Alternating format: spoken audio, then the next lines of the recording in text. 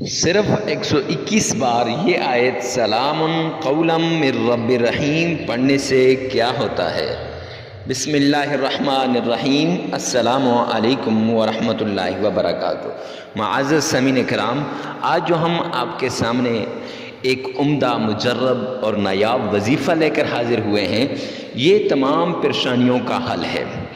جیسی بھی پریشانی ہو، مال کی پریشانی ہے، دولت کی پریشانی ہے، رزق کی پریشانی ہے، یا پھر بے اولادی کی پریشانی ہے، یا آپ کی اولاد کے لیے رشتے نہیں آ رہے اس کی پریشانی ہے، یا آپ کی اولاد نافرمان ہو چکی ہے، آپ چاہتے ہیں کہ اولاد فرما بردار ہو جائے اس کی پریشانی ہے، یا آپ کا کاروبار دن بدن نیچے کو جا رہا ہے اس کی پریشانی ہے۔ میں یوں کہوں کہ حتیٰ کہ ساری پریشانیاں، جتنی بھی پریشانیاں ہیں، جتنی بھی حاجات ہیں، جتنی بھی مصیبتیں ہیں، جتنی بھی مشکلات ہیں، ان کا حل لے کر حاضر ہوا ہوں تو یہ غلط نہ ہوگا، کیونکہ قرآن پاک کے اندر شفا ہی شفا ہے۔ میرے آقا مدنی کریم صلی اللہ علیہ وسلم نے فرمایا کہ قرآن سارے کا سارا شفا ہے، اور شفا بھی ایسا کہ قرآن سے آپ کی زندگی کا ہر ایک مسئلہ حل ہو جاتا ہے۔ قرآن پاک کی ہر آیت کے اندر اتنی پاور ہے کہ اگر آپ اس کو صدقے دل سے پورے یقین کے ساتھ، پورے بھروسے کے ساتھ کریں گے تو انشاءاللہ زندگی آسان ہو جائے گی۔ وجہ آج صرف یہ ہے کہ ہم نے قرآن کو پس پشت ڈال دیا ہے۔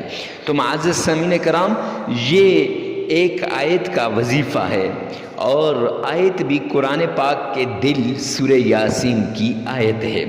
پورے قرآن پاک کا نچوڑ سورہ یاسین میں ہے، اور سورہ یاسین کا نچوڑ اس ایک آیت میں ہے، اور یہ وہ آیت ہے جس کے ذریعے سے بڑی سی بڑی مشکل بھی اگر آپ پر آ گئی تو اس آیت کے ذریعے سے انشاءاللہ وہ ٹل جائے گی۔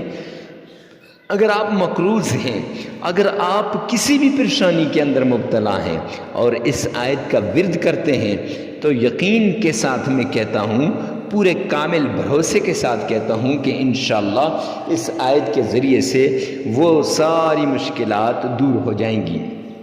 معزز سامعین کرام، مفتی کے وظائف چینل پہ اگر آپ پہلی مرتبہ ہیں تو ہمارے چینل کو سبسکرائب کر دیں، ویڈیو کو لائک کر دیں۔ ہمیشہ کی طرح ہر وظیفے سے پہلے اجازت لینی ہوتی ہے، اجازت کے لیے کمنٹ سیکشن میں آمین لکھیے گا، اور یہ یاد رکھیے گا کہ ہفتہ وار دعاؤں کا سلسلہ شروع کیا ہے اور دعائیں کرائی جاتی ہیں، تو اگر آپ بھی اپنے لیے دعا کروانا چاہتے ہیں تو مرد حضرات وہ بھی اور عورت وہ بھی کمنٹ سیکشن میں لفظ اللہ لکھ دیں تو انشاءاللہ ان کے لیے بھی دعا کروائی جائے گی۔ ہو سکتا ہے کسی کے ہاتھ اٹھانے سے، کسی کے رونے سے، کسی کے مانگنے سے اللہ آپ کی مشکلات کو بھی حل کر دے، تو اس لیے دعا کے لیے کمنٹ سیکشن میں آمین اپنا اللہ لفظ لازمی لکھ دیجئے گا۔ چلتے ہیں آج کے اس وظیفے کی طرف۔ معزز سامعین کرام، میرے پاس سے لوگ آتے ہیں، مفتی صاحب یہ ہماری یہ مشکلات ہیں، مفتی صاحب ہمیں رزق کی پریشانی ہے، دولت کی پریشانی ہے، رشتے کی پریشانی ہے، تو میں اور پھر ساتھ یہ بھی کہتے ہیں کہ فلاں مفتی صاحب کا بتایا ہوا عمل، فلاں پیر صاحب کا بتایا ہوا عمل، فلاں بڑے چینل کا بتایا ہوا عمل ہم نے دیکھا ہے، ہم نے کیا ہے، لیکن اس سے ہمیں کوئی اثر نہیں ہوتا۔ میں ان سے ایک ہی بات کہتا ہوں، میرے بھائی مجھ سے یہ ایکسپیکٹڈ نہ کرو کہ میں کسی کی توہین کروں گا یا یوں کہوں گا کہ وہ اچھے وظائف نہیں بتاتے۔ میں تو صرف اتنا ان سے کہتا ہوں کہ ہر کوئی اچھا وظیفہ بتاتا ہے، کرنے میں غلطی ہوتی ہے، اور وہ غلطی کیا کہ ہم اجازت نہیں لیتے۔ اجازت لے لیں تو پھر وظیفہ صحیح شرائط کے ساتھ کریں تو انشاءاللہ وہ وظیفہ ہمیں صحیح طریقے سے اثر انداز ہوگا اور ہماری زندگی کو آسان بنائے گا۔ تو چلتے ہیں نا آج کے وظیفے کی طرف۔ اب وظیفہ کرنے سے پہلے کچھ شرائط سن لیجئے غور سے۔ یہ شرائط اگر آپ نہیں کریں گے ان پر عمل تو پھر وظیفہ کرنے کا کوئی فائدہ نہیں ہے۔ پہلی شرط یہ ہے کہ آپ نے تنہائی میں یہ وظیفہ کرنا ہے، یعنی جہاں 2-4 آدمی بات کر رہے ہوں، گپ شپ لگا رہے ہوں، تو وہاں پر آپ نے یہ وظیفہ نہیں کرنا، اس لیے کہ جب وہ ان کے سامنے آپ وظیفہ کریں گے آپ کا دھیان ادھر ہوگا، اور جب دھیان بھٹک جائے گا تو پھر کوئی یہ عمل نہیں کرتا۔ معزز سامعین کرام، پھر یہ آپ کو فائدہ نہیں دے سکے گا۔ تو اور دوسری شرط یہ ہے کہ تنہائی میں، خلوت میں جب آپ کریں گے تو پاک صاف ہو کر کرنا، یعنی باوضو ہو کر، گندگی کی حالت میں نہ کریں، گپ شپ لگاتے ہوئے وظیفہ نہ کریں، ایسی جگہ وظیفہ کریں جہاں کوئی نہ دیکھے آپ کو، تنہائی میں۔ اور اس کے لیے یہ بھی ہے کہ آپ ہر جگہ کر سکتے ہیں، مسجد میں کر سکتے ہیں، مدرسے میں کر سکتے ہیں، آستانے میں کر سکتے ہیں، اور خانقاہ میں کر سکتے ہیں، گھر میں کر سکتے ہیں، روم میں کر سکتے ہیں، ہر جگہ یہ عمل کیا جا سکتا ہے۔ لیکن اس کے ساتھ یہ بھی ہے کہ مرد عورت کے لیے اور عورت مرد کے لیے یہ عمل کر سکتا ہے، مرد عورت کے لیے اور عورت مرد کے لیے یہ عمل کر سکتا ہے۔ پھر معزز سامعین کرام، عمل کی طرف جاتے ہیں۔ آپ نے سب سے پہلے 3 مرتبہ تعوذ پڑھنا ہے۔ اعوذ باللہ من الشیطان الرجیم، یہ اس تعوذ کو آپ نے پورے تلفظ کے ساتھ ادا کرنا ہے، اور جلدی جلدی نہیں پڑھنا۔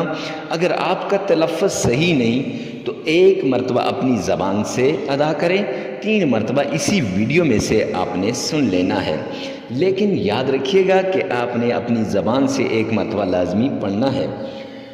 اس کے بعد 3 مرتبہ آپ نے بسم اللہ پڑھنی ہے۔ بسم اللہ الرحمن الرحیم، 3 مرتبہ بسم اللہ پڑھنے کے بعد آپ نے اپنی جو بھی حاجت ہے، جو بھی مصیبت ہے، جو بھی ضرورت ہے، جو بھی مشکل ہے، اپنے رب کے سامنے رکھ دینی ہے۔ پھر معزز سامعین کرام، 1 بار درود پاک پڑھنا ہے۔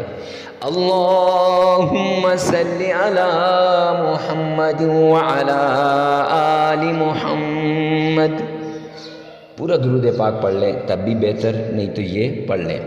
پھر اس کے بعد صرف 121 بار یہ آیت، سلام قولا من رب الرحیم، سلام قولا من رب الرحیم، ایسے پورے تلفظ کے ساتھ آپ نے 121 بار پڑھنی ہے۔ ایسے نہ ہو کہ سلام قولا من رب الرحیم، سلام قولا من رب الرحیم، ایسے نہیں، ایسے وظیفہ اثر نہیں کرے گا، وظیفے کا جو فائدہ ہے وہ آپ کو نہیں مل سکے گا۔ معزز سامعین کرام، 121 بار پڑھنے کے بعد آپ نے 3 بار درود پاک پڑھنا ہے، 3 بار، اور پھر 33 مرتبہ آپ نے استغفار کرنا ہے۔ استغفر اللہ، استغفر اللہ، استغفر اللہ، اس طریقے سے، ایسا نہیں جلدی جلدی نہیں، استغفر اللہ استغفر نہیں، اس طریقے سے پیار سے آپ نے پڑھنا ہے۔ اب عمل مکمل ہو گیا، لگاتار 7 دن یہ عمل کریں۔